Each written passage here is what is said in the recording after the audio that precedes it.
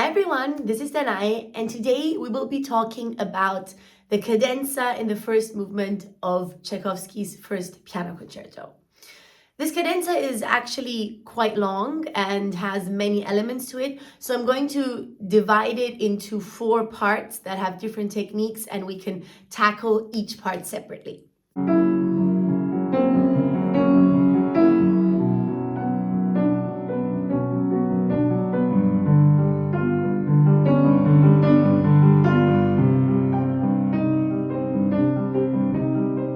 So the first part is probably, technically speaking, the easiest one, and that's the one where the left hand plays eighth notes in the accompaniment, and the right hand has the melody divided up into 2 voices.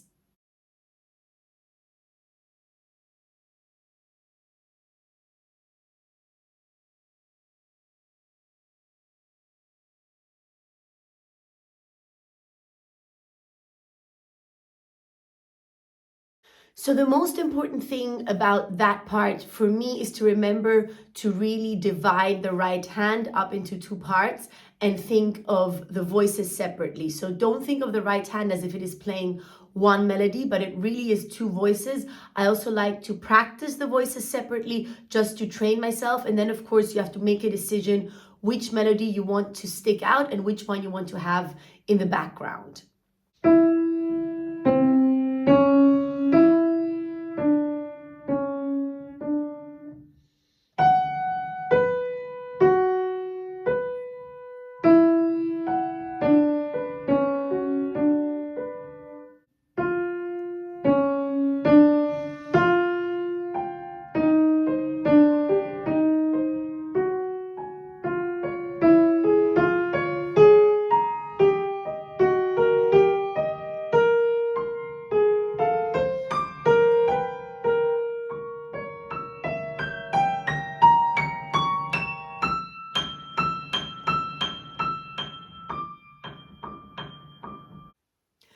So as you can see, I choose to bring out the lower voice of the right hand because the melody starts out in the lower voice, and I feel like it makes most sense to the ear to continue on with that melody. And the upper voice, I try to put a little bit more into the background, simply complementing the lower voice. However, it really is up to you. And then when it goes on further down on the page, of course, you can also switch it up to show some other harmonic accents with the upper voice, but I mainly focus on the lower voice and bring that one out. I also like to practice my left hand separately just to make sure that I really know where to place my fingers before putting it all together.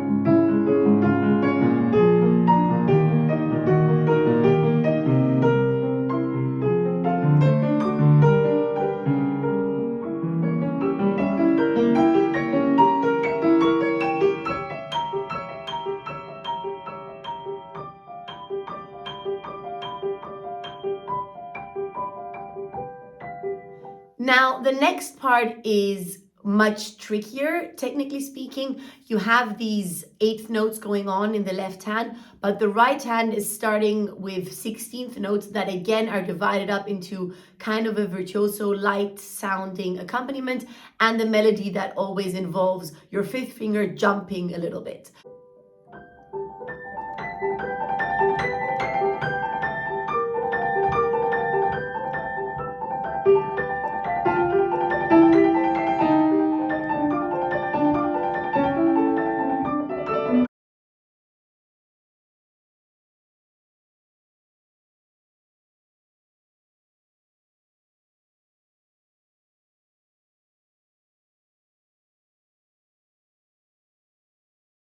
So first, of course, I will play through that section slowly.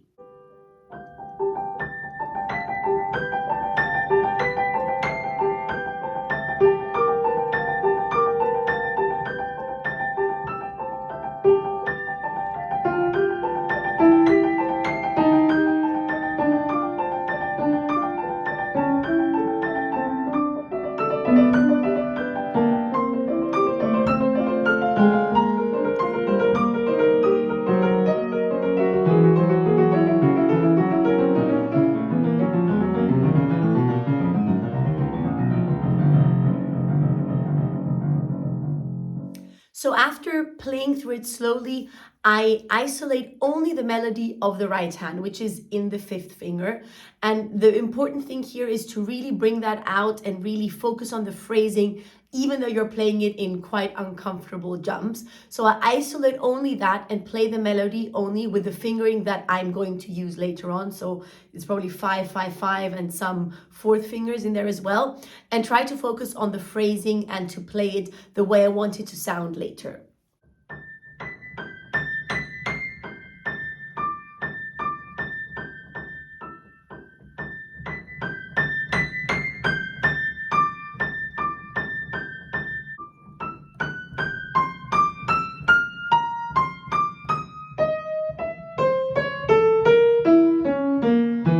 Then I practice the accompaniment by doing one of my favorite exercises, which is 4 slow notes and 4 fast notes, and then turn it around and do 4 fast notes and then 4 slow notes.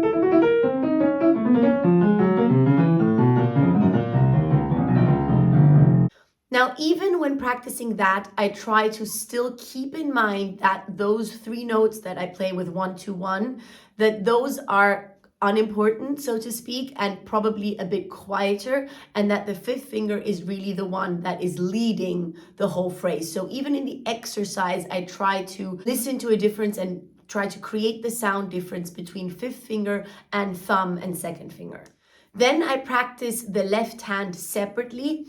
And here it is important to note that there is the moment where the accent in the left hand comes in, which is in the bass. And then the left hand also is working with 2 voices. So you're actually working with 4 voices from some point onwards. And when the accents come in, I try not to think of them so much as accents that are harsh. I imagine that it is just the bass that is emphasized because the accent is always on the lowest note in the left hand, and then that the sound is kind of created from there. So there's this bass sound with a bit of a stronger emphasis that is being created, kind of like a bell, I imagine, and then within that we add the other notes and are basically filling up the bell, that the bell shape that the bass created. That's always this mental image that I have in my head.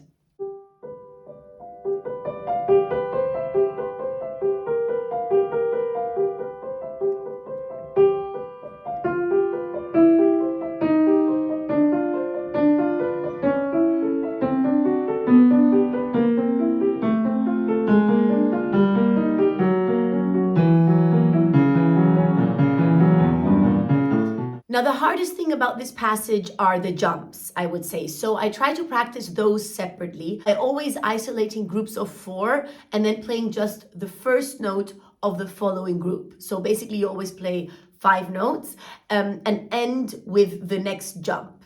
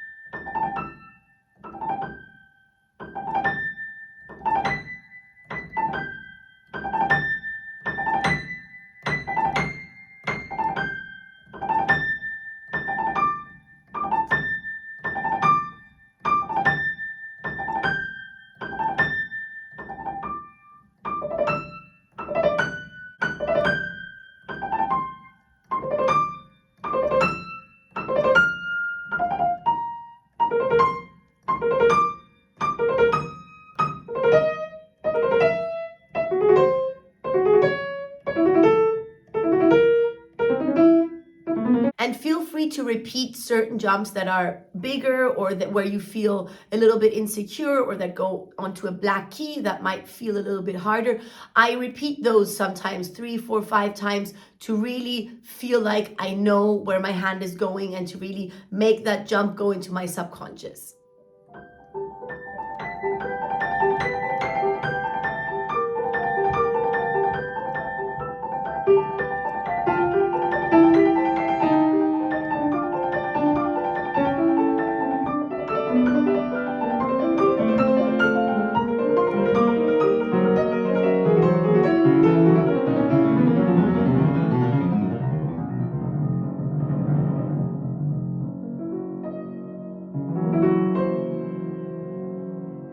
The next section always feels the most unstable and insecure for me personally. I don't know why exactly. I feel like it's because there is no moment where you have a real grip on things. It's the following 3 lines where you have the octave triplets with breaks in between.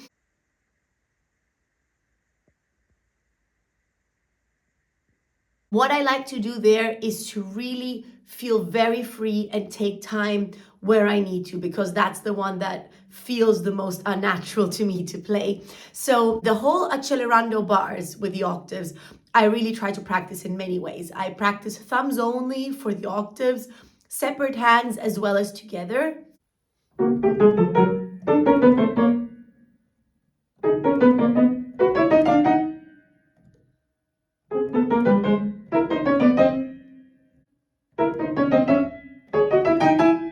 Then I practice the octaves in total, so not just the thumbs, the entire octaves, separate hands and together.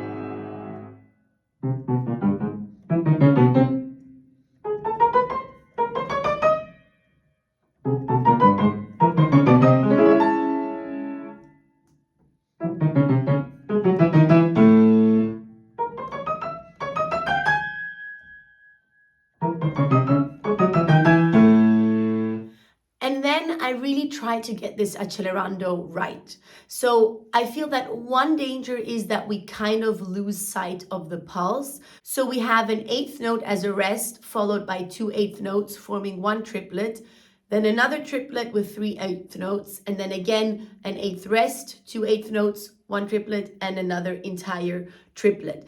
And I feel like because of this accelerando, we kind of tend to just play da da da da da, like 1, 2, 3, 4, 5, instead of thinking da da da da da, 1, 2, 3, 4, 5. And I really try to remind myself to, when I play the accelerando, to really know where I am within the meter and to not lose sight of that pulse.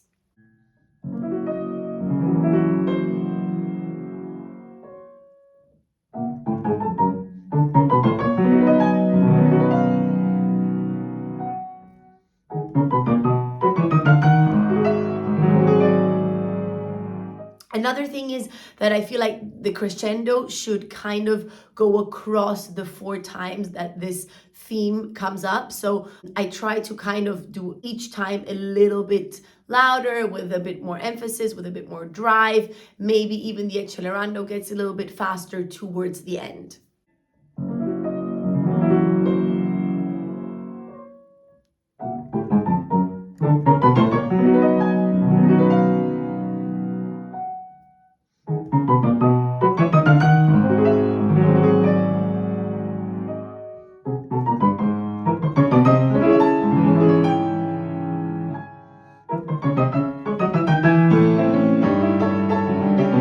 And the final passage is kind of the culmination, I would say, of the entire cadenza. We're getting into a really forte, kind of dense passage with a lot of chords and octaves.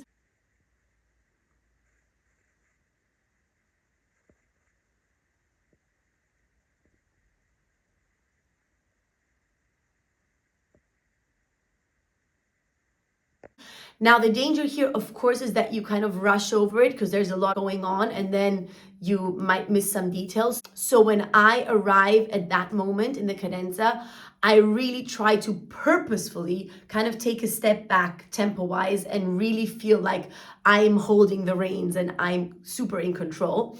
Also, after this kind of flimsy triplet octave situation that is right before that, I feel like now I can finally sit on every beat again.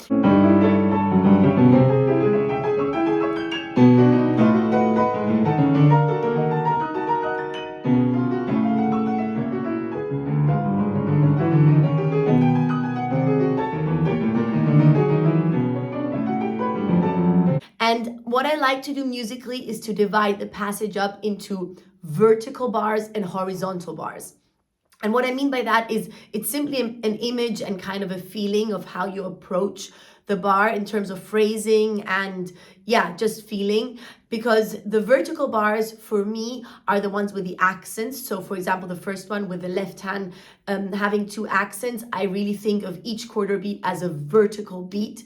And then the bar in between the bars with the accents, I think of as horizontal. So also when I play it, I think of it much more legato and in a horizontal way, one long phrase and then back to the vertical beats when the accents come up again. I would encourage you to really use those accents as checkpoints where you can really step onto them and feel like you are secure here. And then the whole craziness in between will seem much easier.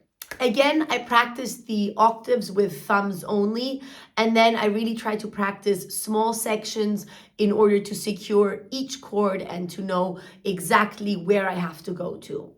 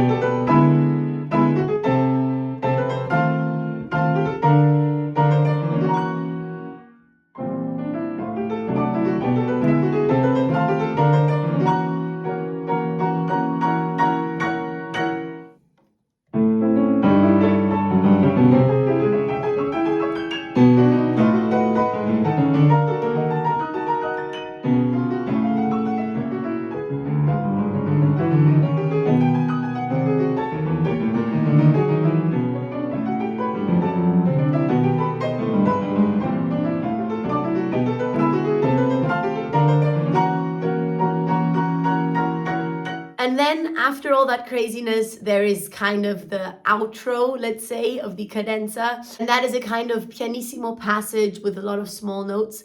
I feel like here, again, you are completely free in general in the whole cadenza. Keep in mind, of course, you're completely free. There is no orchestra. You can do whatever you want. If you want to take some time, you take some time. So really feel free to do whatever you need to do in order to feel that it is musically convincing and in order to feel technically secure.